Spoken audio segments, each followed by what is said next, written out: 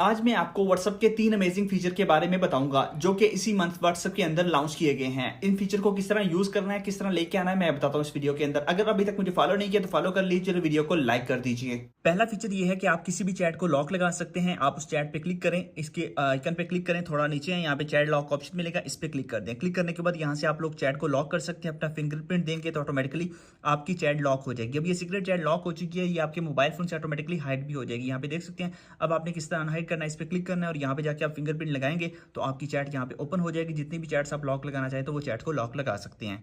Number 2 पे है, अब आप किसी को भी कोई मैसेज सेंड किया हुआ 15 मिनट्स के अंदर एडिट कर सकते हैं, चाहे उसने सीन भी कर लिया हो। जैसे कि ये मैसेज है, इस पे लॉन्ग प्रेस करता हूं, यहाँ पे आप लोगों ने 3 लाइंस पे क्लिक करना है, एडिट का ऑप्शन मिलेगा, एडिट पे क्लिक कर देना है। अब यहाँ पे देखिए आप कोई भी इमोजीज या कुछ भी जो है ना वो यहाँ पे ऐड कर सकते हैं। ठीक है, यहाँ पे अब देखिए ऐड करने के बाद आप सेंड कर दें तो ऑटोमेटिकली मैसेज यहाँ पे चेंज हो चुका है। लास्ट फीचर जानने से पहले आपको बता दूं, अगर आपके मोबाइल फोन के अंदर ये फीचर नहीं आया आपके WhatsApp के अंदर तो आपने